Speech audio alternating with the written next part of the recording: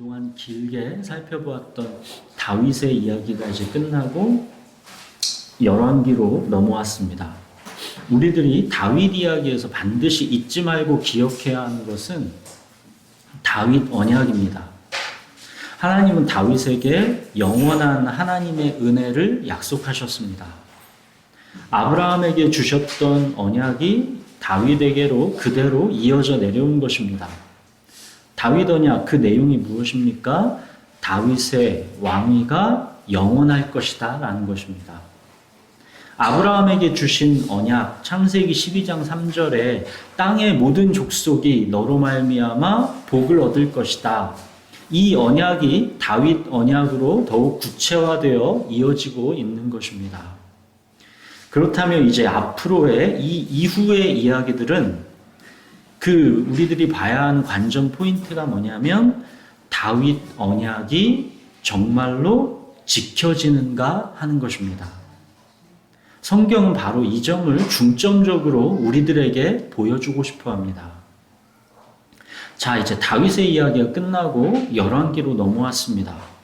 열왕기는 이 다윗 이후에 이 솔로몬부터의 이스라엘 왕들의 이야기, 즉 이스라엘의 역사 이야기입니다. 다윗을 이은 이 솔로몬 때까지는 이스라엘이 통일왕국으로서 매우 막강하였습니다.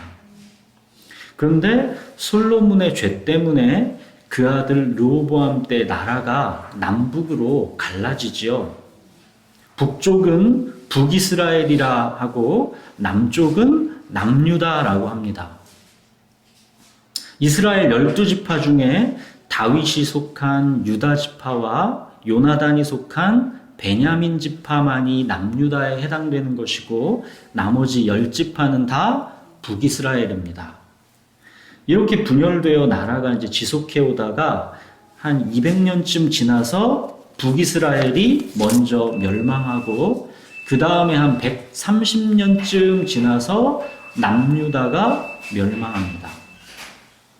열왕기는 남유다가 바벨론에 의해 멸망한 후 바벨론 포로기에 쓰여진 책입니다. 이스라엘 백성들은 이 다윗 언약은 영원할 것이다 이렇게 굳게 믿고 있었는데 이스라엘이 멸망해버린 것입니다. 영원할 것이다 라고 믿었던 예루살렘 성전이 다 무너져서 폐허가 되었습니다. 그들에게는 충격이었죠. 하나님께서 과연 다윗 언약을 파기하고 우리를 그냥 버리신 것인가? 아니면 하나님은 힘이 없으셔서 바벨론의 신에게 패배해서 다윗 언약을 지키는 것에 하나님이 실패하신 것인가?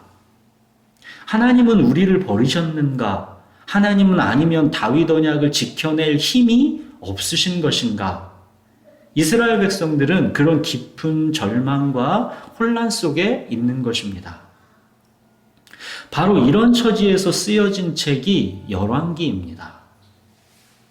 그러니까 이 열왕기를 쓰는 역사가가 자기들의 지나온 역사를 이제 바라보는 관점이 무엇이겠습니까?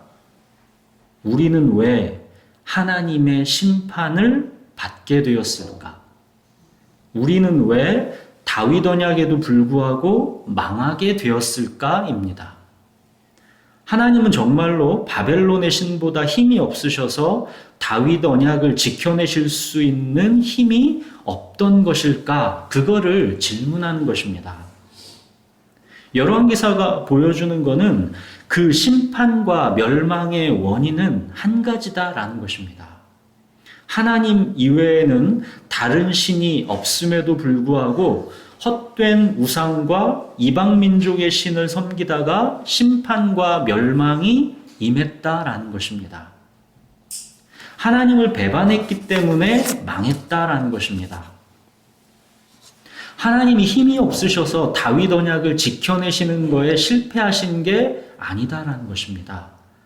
바벨론에 우리가 멸망한 거는 하나님이 힘이 없다라는 것을 보여주는 증거가 아니라 그 반대라는 것입니다. 하나님께서 역사를 주관하고 계시다라는 것입니다. 바벨론은 단지 하나님의 심판의 도구에 불과하다는 것입니다. 실패한 것은 하나님이 아니라 이스라엘 백성이라는 것입니다. 그리고 중요한 한 가지, 아직 끝난 게 아니라는 것입니다. 이 열왕기는 다 멸망해서 바벨론 포로기에 쓰여진 책이지만 모든 게 다 끝났다라고 그렇게 결론 짓지 않습니다. 우리 열왕기의 맨 마지막인 열왕기 하 25장 27절에서 30절을 한번 볼까요? 열왕기의 맨 뒤에를 한번 보십시오. 열왕기 하 25장 27절부터 30절. 이 열왕기가 어떻게 끝맺고 있나 제가 한번 읽어보겠습니다. 유다의 왕 여호야긴이 사로잡혀간 지 37년 곧 바벨론의 왕 에월무로닥이 즉위한 원년 12월 그 달 27일에 유다의 왕 여호야긴을 옥에서 내놓아 그 머리를 들게 하고 그에게 좋게 말하고 그의 지위를 바벨론의 그와 함께 있는 모든 왕의 지위보다 높이고 그 죄수의 의복을 벗게 하고 그의 일평생에 항상 왕의 앞에서 양식을 먹게 하였고 그가 쓸 것은 날마다 왕에게서 받는 양이 있어서 종신토록 끊이지 아니하였더라. 이게 이제 열왕기 맨 마지막입니다. 지금은 바벨론 포로기인데 그 포로기에서 이 열왕기를 쓰면서 맨 마지막을 이렇게 끝맺고 있는 거죠. 비록 바벨론 포로기에 있지만 아직 다윗 언약은 끝난 것이 아니다라는 것을 말하는 것입니다. 하나님께서 다윗 언약을 기억하셔서 결국 구원해 내실 것이다 라는 소망이 암시되어 있는 것입니다. 이것이 그 당시에 이 열왕기를 읽는 독자들은 말 그대로 간절한 소망이었죠. 근데 지금 열왕기를 읽는 우리는 이게 모두 다 이루어진 결과라는 것을 확인하고 열왕기를 읽는 거죠. 이 당시 열왕기를 읽는 독자들은 자기들이 바벨론 포로 시절을 끝내고 예루살렘에 다시 귀환하게 될 거 몰랐습니다. 또 그 이후로 한 500년쯤 지나서 다윗의 자손으로 그리고 방금 읽은 여호야긴 왕의 자손으로 예수 그리스도께서 오신다라는 것도 몰랐습니다. 그러나 우리는 이 모든 하나님의 약속들이 다 성취된 것을 보면서 이 열왕기를 지금 읽고 있는 것이죠. 자, 열왕기를 읽어간 관점이 뭐라고요? 우리는 왜 망했을까? 그 이유는 우리가 하나님을 배반하고 우상을 숭배했기 때문이다. 그러나 다 끝난 것은 아니다. 이제 본격적으로 열왕기의 내용을 한번 들어가 보겠습니다. 열왕기는 다윗의 후계자 이 솔로몬의 이야기부터 시작합니다. 오늘 우리들은 이 솔로몬의 인생을 살펴보면서 하나님은 이 솔로몬의 인생을 통해서 무엇을 보여주시려는 것인가? 이거를 우리들이 같이 생각해 보려고 합니다. 먼저 솔로몬은 어떻게 왕이 되었습니까? 다윗에게는 많은 아들이 있었습니다. 그 중에서 솔로몬은 서열상 장자였습니까? 그게 아니죠. 솔로몬은 한 10번째 아들쯤 되었습니다. 다윗의 장남 암논은 압살롬에 의해 죽었죠. 둘째는 어려서 죽었습니다. 셋째 압살롬은 반역하다가 죽었습니다. 그렇다면 이제 서열상 왕이 될 사람은 누구냐? 넷째 아도니아입니다. 거기다가 아도니아는 용모와 인품도 매우 훌륭했다라고 나와 있습니다.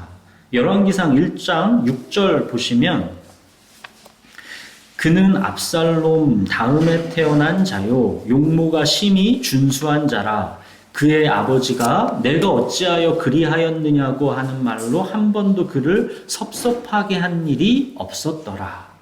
그러니까 누가 보더라도 다윗 왕을 이을 사람은 아도니아였던 것입니다. 그래서 그 당시 가장 실권자였던 요압도 제사장 아비아달도 아도니아 편에 가담한 것이죠. 이런 아도니아에 비해서 솔로몬은 어땠냐? 자격 조건이 그야말로 내세울 게 아무것도 없었습니다. 서열상으로도 한참 밀리고 거기다가 솔로몬에게는 치명적인 아킬레스건이 있죠. 솔로몬이 누구 아들입니까? 밧세바 아들이죠. 신하들도 이왕이면 다윗 이후의 후계자로 뭔가 그럴듯하고 흠없는 조건의 사람을 원하는 게 인지상정 아니겠습니까? 굳이 서열도 한참 밀리고 거기다가 자랑스럽지 못하게 밧세바의 아들인 솔로몬을 왕으로 옹립하고 싶겠습니까?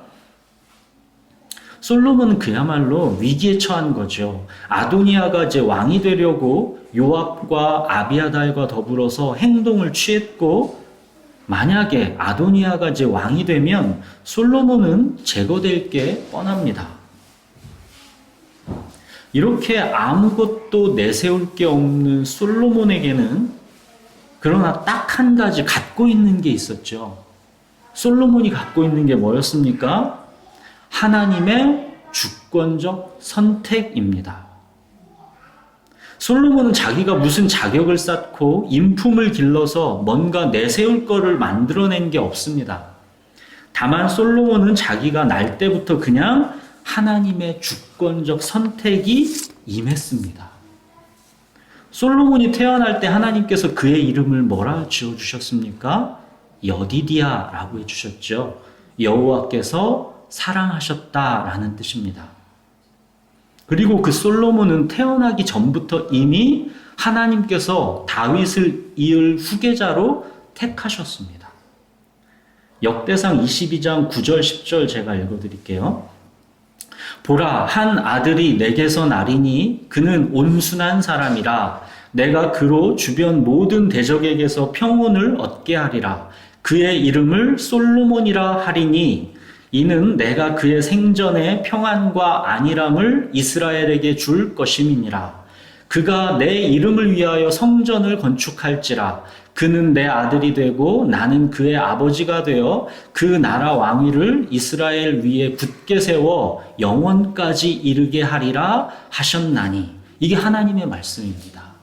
솔로몬이 태어나기도 전에 솔로몬이 다윗을 이을 후계자로 하나님께서 지명하셨습니다. 우리는 이런 대목에서 할 말을 잃게 되죠. 하나님은 왜 솔로몬을 태어나기도 전부터 택하셔서 왕으로 삼으셨는지, 더군다나 밧세바의 아들로 태어났는데 그런 은혜와 축복을 주시는 것인지 우리는 모르겠소입니다. 여러 여건과 형편, 인간적인 자격, 이런 것으로 솔로몬은 아도니아와 비교해서 정말 내세울 게 없었지만 솔로몬은 하나님의 주권적 선택, 이것이 그에게 있었습니다. 여기에서 이스라엘 이제 정치권이 두 파로 갈리는 것입니다. 현실적으로 자격이 충분하고 그래서 안정적으로 이 나라를 이끌어갈 사람 아도니아. 그래서 아도니아파가 생기는 것이고 하나님의 주권적 선택 솔로몬. 그래도 하나님께서 택하셨는데 이 두 파로 갈라지는 것이죠. 다윗이 이제 솔로몬이 왕이다 하면서 모든 게임은 그냥 종결됩니다. 핵심은 솔로몬이 왕이 된 거는 딱 한 가지 이유밖에 없다는 것입니다. 하나님의 주권적 선택입니다. 솔로몬에게 어떤 자격 조건이 있던 게 아무것도 없습니다. 그냥 태어나기 전부터 솔로몬은 다윗을 이을 후계자로 하나님께서 정하셨습니다. 그리고 하나님은 그 선택한 왕 솔로몬에게 이제 축복을 부어주셨는데 그 내용이 실로 엄청납니다. 솔로몬이 하나님께 받은 축복은 그야말로 인류 역사상의 전무후무합니다. 이 열왕기상 4장부터 10장까지 이 방대한 분량을 솔로몬이 하나님께 받은 축복으로 자세하게 설명하고 있습니다. 그 중에 이제 10장 23절 보시면 솔로몬 왕의 재산과 지혜가 세상의 어느 왕보다 큰지라 그렇게 되어 있죠. 하나님은 주권적으로 솔로몬을 왕으로 택하신 것도 모자라서 그에게 전무후무한 재산과 지혜의 축복을 부어주셨습니다.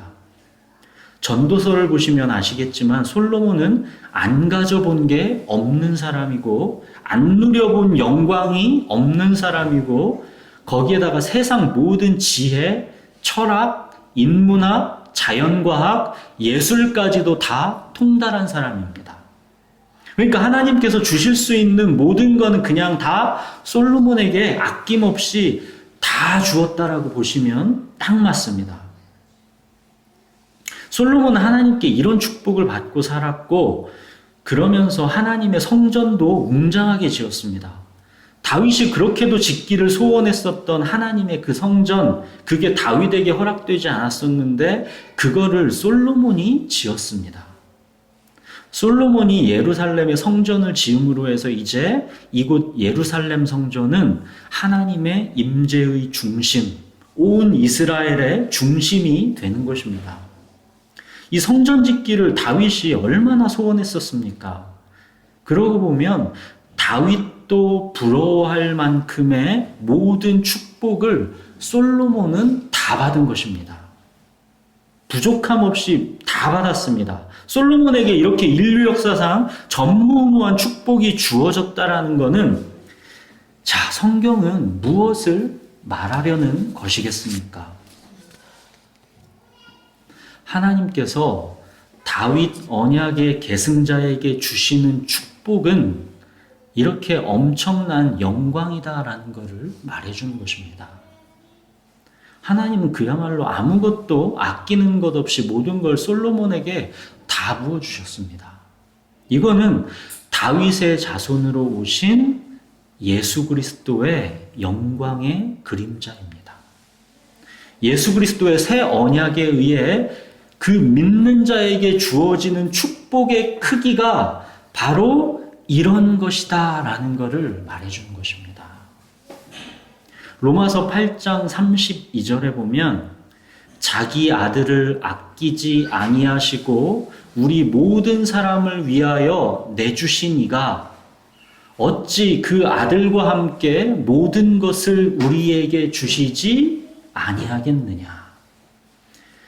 하나님이 당신의 아들도 주셨는데 어찌 모든 것을 너희에게 주시지 아니하겠느냐. 솔로몬에게 주셨던 그 전무후무한 축복이 다 너희의 것이다 라는 것입니다. 하나님은 언약적 사랑 안에 있는 자에게 모든 것을 아낌없이 다 주신다라는 것입니다. 이게 예수님께서 우리의 주님이 되어 주신다라는 것에 대한 정확한 의미입니다. 하나님의 아들이신 예수님께서 나의 주님이 되어 주신다. 그 뜻이 정확하게 이 의미입니다. 여러분, 근데 실감 나십니까? 솔로몬에게 주어진 이 인류 역사상의 전무후무한 부귀영화, 그 축복은 하나님의 아들이신 예수님께서 나의 주님이 되신 거에 비하면 아무것도 아니다라는 겁니다. 예수님께서 나의 주님이 되신 거 정확히 이런 뜻이다라는 것을 성경은 말해주는 것입니다. 주는 나의 주님이시오니 주밖에는 나의 복이 없다 하였나이다. 다윗이 이거를 알았던 거죠. 주는 나의 주님이시오니 주밖에는 나의 복이 없다 하였나이다. 다윗은 솔로몬이 받은 복 못 받았습니다. 솔로몬이 받은 전무후무한 그 부귀영화, 다윗은 그거 받지 못했습니다. 근데 다윗은 주는 나의 주님이시오니 주밖에는 나의 복이 없다 하였나이다. 이 주님이 된다라는 복을 다윗은 알았던 것입니다. 이렇게 부귀영화를 누린 솔로몬이 성전과 왕궁 건축이 다 끝났을 때 이제 하나님께서 솔로몬에게 나타나십니다. 그러니까 이때는 솔로몬이 왕이 된 지 한 20년 이상이 지나고 나서의 일입니다. 솔로몬이 초반에는 하나님께 매우 신실했는데 아마도 부족함 없이 최고의 전성기를 누리다 보니까 뭔가 솔로몬이 초심을 잃고 있는 게 아닌가 하나님께서 그렇게 봐서 어찌 보면 솔로몬에게 중심을 잃지 말고 잘하라는 그런 경고의 말씀이 내포되어 있는 말씀입니다. 우리 본문을 같이 읽겠습니다. 우리 열왕기상 9장 1절부터 9절을 번갈아 읽겠습니다.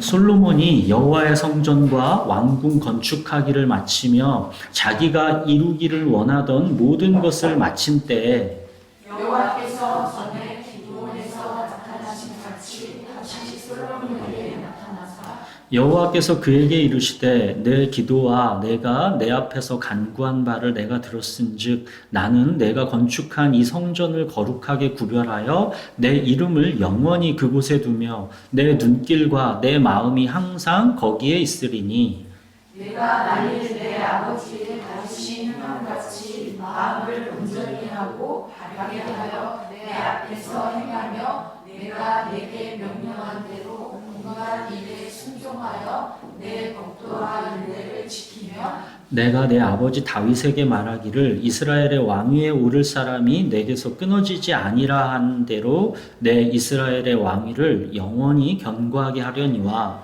나는 너희와 너희의 자손이 아주 돌아서서 나를 따르지 아니하며 내가 너희 앞에 둔 나의 계명과 법도를 지키지 아니하고 가서 다른 신을 섬겨 그것을 경배하며 내가 이스라엘을 내가 그들에게 준 땅에서 끊어버릴 것이요 내 이름을 위하여 내가 거룩하게 구별한 이 성전이라도 내 앞에서 던져버리리니 이스라엘은 모든 민족 가운데에서 속담거리와 이야기거리가 될 것이며 이 성전이 높을지라도 지나가는 자마다 놀라며 비웃어 이르되 여호와께서 무슨 까닭으로 이 땅과 이 성전에 이같이 행하셨는고 하며 대답하기를 그들이 그들의 조상들을 애굽 땅에서 인도하여 내신 그들의 하나님 여호와를 버리고 다른 신을 따라가서 그를 경배하여 섬김으로 여호와께서 이 모든 재앙을 그들에게 내리심이라 하리라 하셨더라. 우리는 이쯤 되면 한번 이제 궁금증을 가져봐야 합니다. 하나님께서 자격 없는 솔로몬을 태어나기도 전에 주권적으로 선택해서 다윗을 이을 후계자로 정하셨습니다. 그리고 솔로몬에게는 이 세상을 살면서 누릴 수 있는 그야말로 모든 축복을 다 주셨습니다. 하나님은 그 솔로몬에게 딱 한 가지만 명령하셨습니다. 내 아버지 다윗처럼 내 앞에서 행하라. 그리고 하나님은 솔로몬에게 또 딱 한 가지만 경고하셨습니다. 다른 신을 섬기면 멸망시킬 것이다. 거룩하게 구별하여 내 이름을 영원히 그곳에 두며 내 눈길과 내 마음이 항상 거기에 있으리라 한 그 성전마저도 던져버릴 것이다. 자, 솔로몬은 과연 하나님께 어떻게 반응했을까요? 그리고 만약 여러분이 솔로몬이라면 여러분은 하나님께 어떻게 반응했겠습니까? 솔로몬은 하나님을 배반합니다. 하나님의 주권적 선택이라는 엄청난 은혜를 입었고 모든 축복이라는 축복은 다 받아서 누렸던 솔로몬이 하나님을 배반합니다. 정말 인생은 알 수가 없습니다. 우리 열왕기상 11장 1절에서 13절 거기도 한번 번갈아 같이 읽겠습니다. 솔로몬이 하나님을 어떻게 배반했는지 한번 같이 읽어보겠습니다. 제가 먼저 읽겠습니다. 솔로몬 왕이 바로의 딸 외에 이방의 많은 여인을 사랑하였으니 곧 모압과 암몬과 에돔과 시돈과 헷 여인이라. 여호와께서 일찍이 이 여러 백성에 대하여 이스라엘 자손에게 말씀하시기를 너희는 그들과 서로 통혼하지 말며 그들도 너희와 서로 통혼하지 말라. 그들이 반드시 너희의 마음을 돌려 그의 신들을 따르게 하리라 하셨으니 솔로몬이 그들을 사랑한다. 왕은 후궁이 700명이요 첩이 300명이라 그의 여인들이 왕의 마음을 돌아서게 하였더라.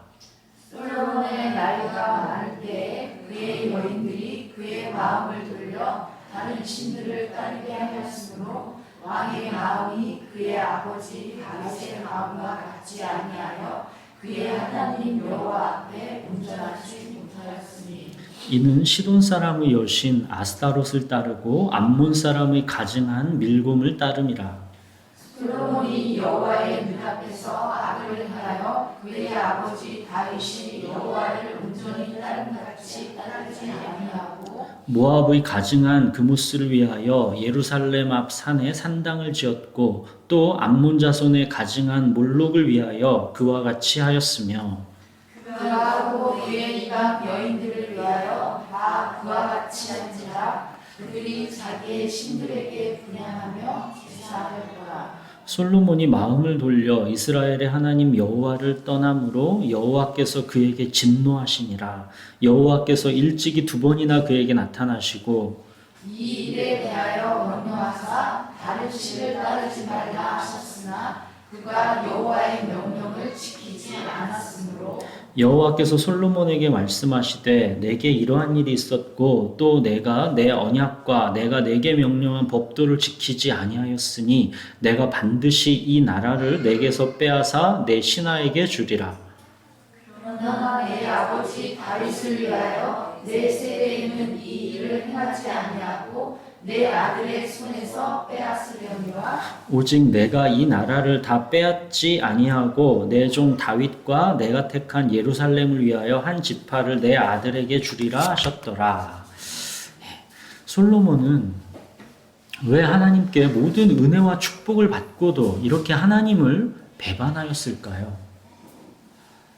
하나님께서 솔로몬에게 경고한 것은 딱 한 가지였습니다. 나 외에 다른 신을 섬기지 말라. 근데 보시는 것처럼 솔로몬은 많은 다른 신들을 섬겼습니다. 솔로몬 입장에서는 하나님을 배반하거나 버리지 않았다 이렇게 생각하죠. 여전히 하나님을 솔로몬이 섬겼습니다. 하나님을 정해진 때와 절기마다 열심히 예배했습니다. 그런데 다른 신도 더불어 섬겼습니다. 왜 이런 어처구니 없는 일이 발생할까요? 그러나 사실 이거는 솔로몬에게서 처음 있는 일이 아니죠. 우리들이 지나온 이스라엘 과거를 돌이켜보면 그들은 항상 그랬죠. 금송아지를 만들어서 그거를 하나님이라고 섬겼습니다. 나를 위하여 나를 인도할 신으로 그렇게 여겼습니다. 이스라엘 백성들의 문제는 하나님은 그들이 신앙으로 나아오기를 원하시는데 그들은 항상 종교였다라는 것입니다. 종교를 대표하는 인물 사울, 신앙을 대표하는 인물 다윗, 사무엘서에서 우리가 이걸 자세히 보았죠. 이스라엘 백성들은 항상 하나님을 나를 위하여 나를 인도할 신 이런 정도로 취급했고 다른 괜찮은 신이 있으면 그것도 나를 위하여 나를 인도할 신으로 받아들일 준비가 항상 되어 있었습니다. 그들은 신앙이 아니라 항상 종교입니다. 그동안의 이스라엘 백성들은 뭔가 현실 생활에서 부족했던 게 있었으니까 그래서 눈에 보이는 우상을 찾았다. 그렇게 칩시다. 그 부족한 걸 채우려고 나를 위하여 나를 인도할 신이 필요했었다라고 칩시다. 근데 솔로몬은 핑계댈 이유가 전혀 없는 사람입니다. 하나님은 솔로몬에게 모든 걸 다 주셨습니다. 눈에 보이는 축복, 핑계댈 수 없을 만큼 상상할 수 있는 그 모든 축복은 다 부어주셨습니다. 근데도 솔로몬은 하나님을 배반하고 다른 신에게 눈을 돌린 것입니다. 하나님께서 영원한 것이 영원할 거라 했던 그 다윗 언약은 그냥 그 다음 바로 솔로몬에게서부터 이렇게 휘청거리면서 위기를 맞고 있는 것이죠. 이 솔로몬의 인생 이야기는 무엇을 우리에게 보여주려고 하는 것일까요? 하나님께서 모든 눈에 보이는 축복을 다 부어주셔도 인간은 하나님을 배반한다는 것입니다. 그만큼 인간 안에 있는 이 죄의 본성은 강력하다는 것입니다. 내가 나의 주인이 되고자 하는 의지, 이것이 죄의 본성입니다. 솔로몬이 다른 신들을 섬겼다라는 것은 솔로몬은 자기가 자기의 주인이 되려는 의지, 이걸 고집했다라는 뜻입니다. 나를 위하여 나를 인도할 신, 그거는 여러 우상들로 막 표현이 되지만 그 우상, 그 신의 핵심 정체는 다른 게 아니라 바로 자기 자신입니다. 자기가 주인이기를 고집하는 것, 이것이죠.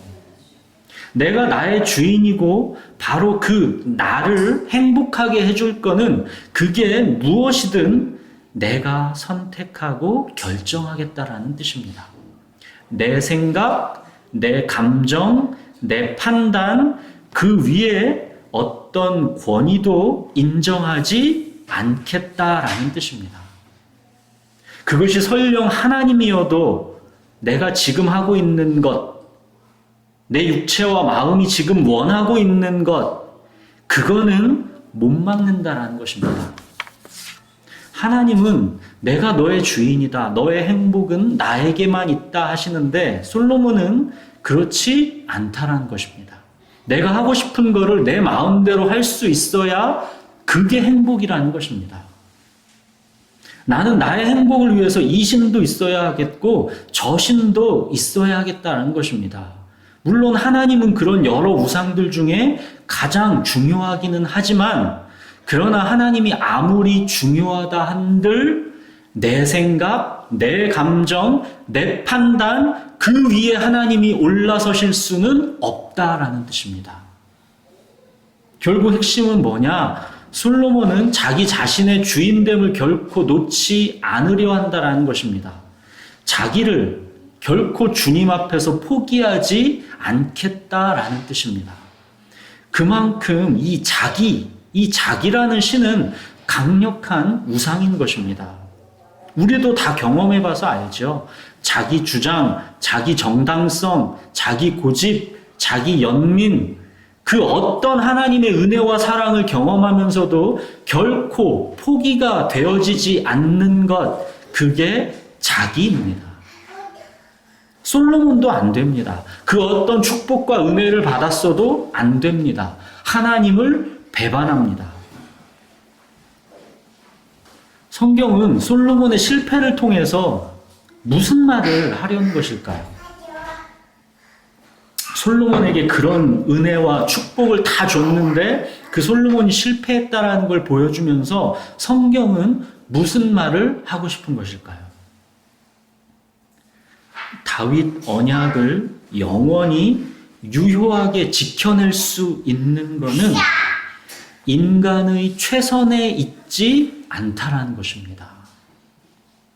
인간이 하나님을 섬긴다 하지만 율법을 지키고 뜻대로 살고자 무진 애를 쓸지도 모르지만 또 그렇게 하나님을 섬길 수 있도록 이 세상의 모든 축복을 부어줘 보기도 하겠지만 아무리 그래봤자 그 인간의 최선으로 다윗 언약을 지켜낼 수는 없다라는 것입니다.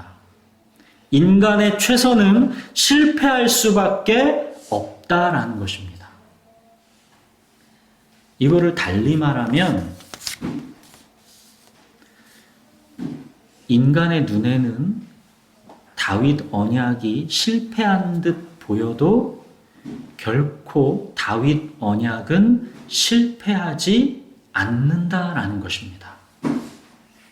왜냐하면 애시당초 하나님께서 다윗 언약을 주실 때 이미 하나님은 인간의 최선에 그 조건을 두지 않으셨기 때문입니다. 이거는 이미 다윗 언약 이후에 그 다윗의 죄, 다윗의 고통에서 우리들이 확인했었죠. 다윗 언약은 인간의 최선 여부에 좌우되지 않습니다. 이스라엘 백성의 심판과 멸망, 바벨론 포로가 되어 있는 것, 이것이 결코 다윗 언약의 실패를 말하지 않는다라는 것입니다. 비록 하나님께 불순종해서 멸망과 심판을 받고 있지만 그것이 다윗 언약의 실패를 말하는 것은 아니다라는 것입니다. 왜냐하면 다윗 언약의 성공과 실패는 인간의 최선에 달려있지 않기 때문입니다. 다윗 언약은 인간의 최선보다 훨씬 더 높은 차원, 하나님의 주권적 은혜, 오직 이 하나님의 주권적 은혜로 인해 영원히 지켜지는 것이다라는 것입니다. 하나님은 솔로몬을 통해서 이스라엘의 역사를 통해서 이거를 보여주려는 것입니다.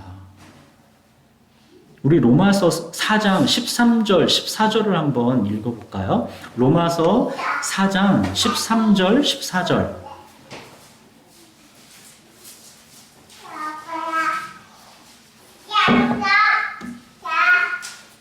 이 다윗 언약이 인간의 최선에 달려있지 않다라는 이 이스라엘의 역사가 보여주는 것을 로마서 4장 13절, 14절에 이렇게 나와 있죠.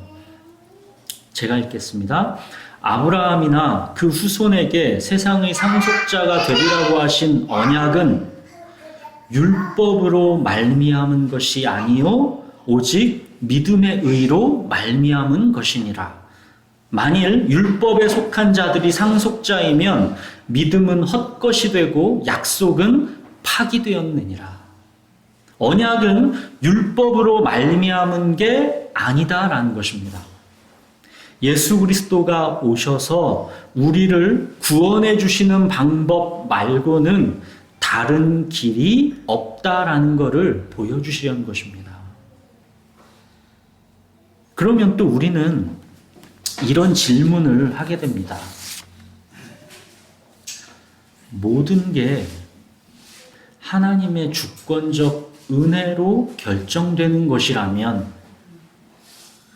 인간의 책임과 의무는 무엇인가? 인간의 자유는 어떤 의미를 갖는가? 인간의 믿음은 그럼 필요가 있는 것인가?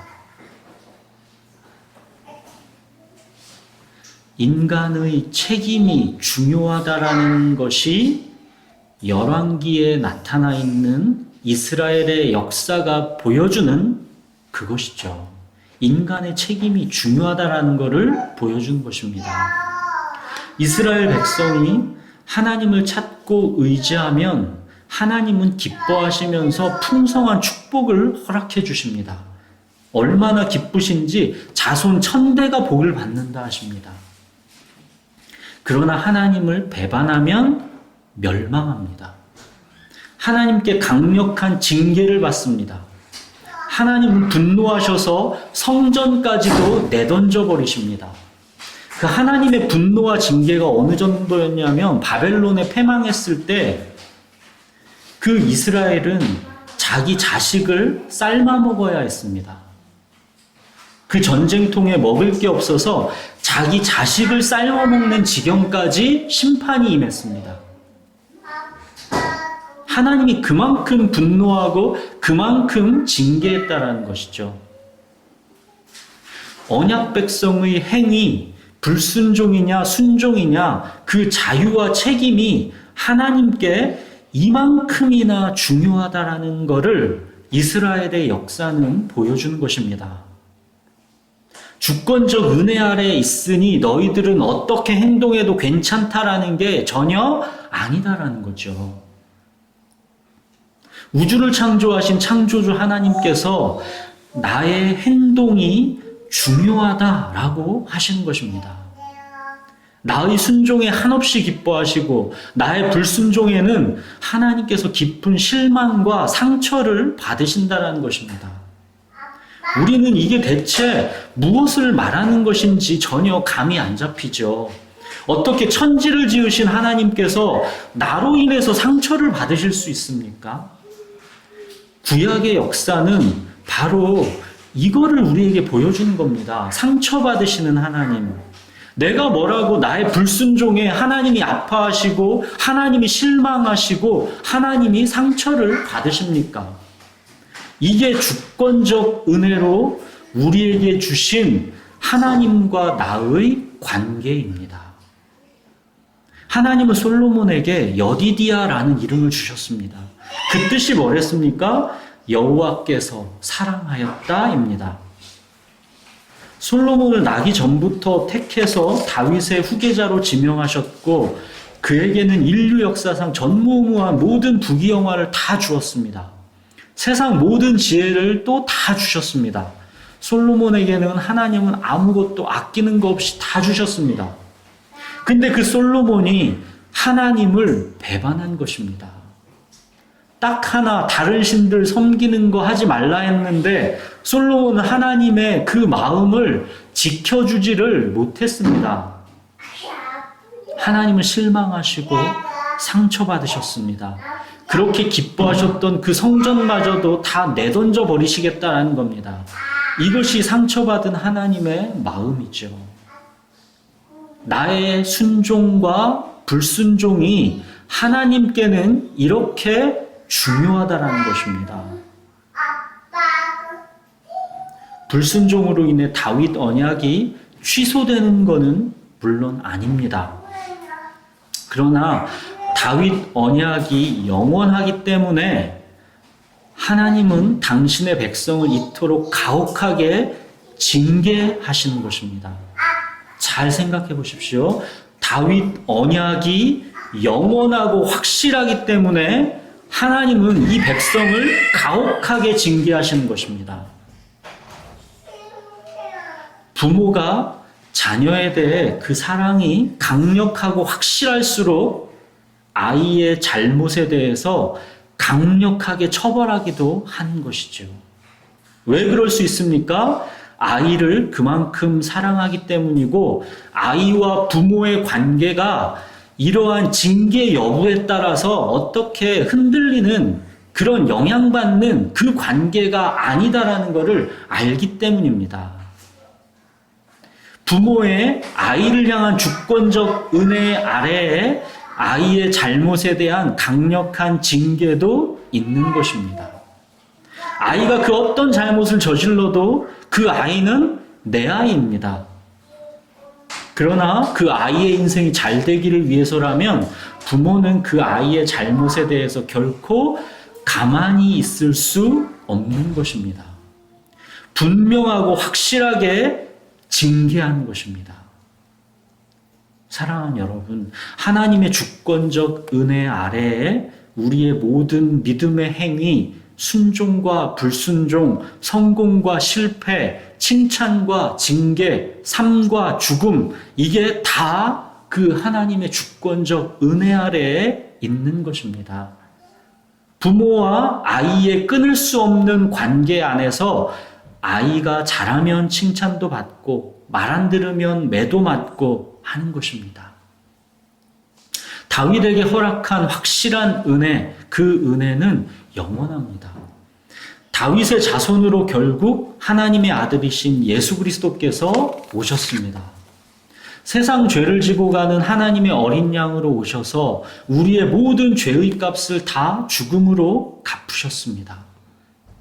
예수 그리스도를 믿어 구원을 받은 자는 이제 하나님의 사랑에서 그 어떤 것도 끊을 수 없습니다. 이 주권적 은혜가 우리에게 임했습니다. 이제 우리는 완전히 주님의 것입니다. 아무것도 그리스도 예수 안에 있는 하나님의 사랑에서 우리를 끊어낼 수 없습니다.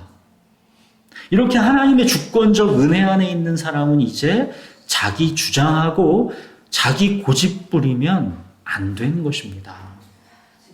하나님의 말씀에 불순종하면 그 주권적 은혜 아래에서 강력한 징계가 있는 것입니다. 하나님의 자녀이기에 불순종에 대한 강력한 징계가 있는 것입니다. 자녀이기 때문에 징계한 것입니다. 불순종에도 불구하고 징계가 없는 자는 하나님의 자녀가 아닙니다. 이게 하나님의 자녀인지 아닌지에 대한 명확한 표시입니다. 불순종에도 불구하고 징계가 없다? 하나님의 자녀가 아닙니다. 하나님의 주권적 은혜는 불순종을 가만히 놔두고 보지를 않습니다. 그것이 솔로몬의 인생을 통해서 그리고 이스라엘 백성의 역사를 통해서 하나님께서 우리에게 보여주시는 뜻입니다. 사랑하는 여러분, 그런데 이 구약의 이스라엘 백성들과 신약 시대를 사는 우리들과는 본질적으로 달라진 게 있다는 것을 기억하셔야 합니다.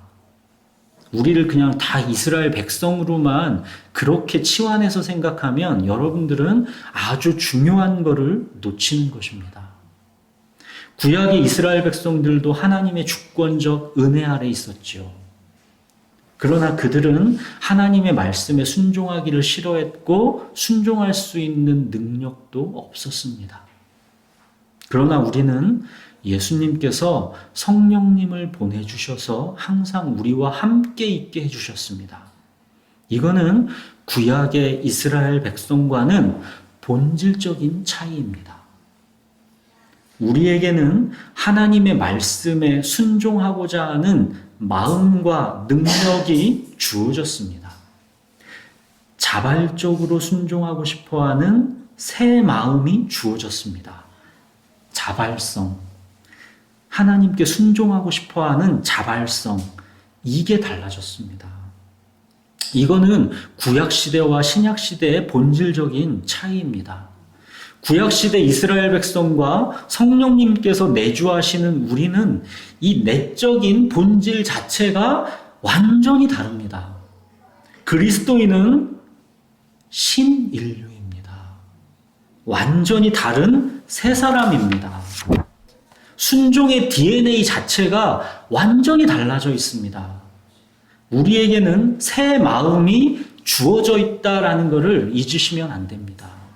예수 그리스도를 믿는 우리는 나를 수 있고 무리를 걸을 수 있는 신인류다라는 것을 아셔야 합니다.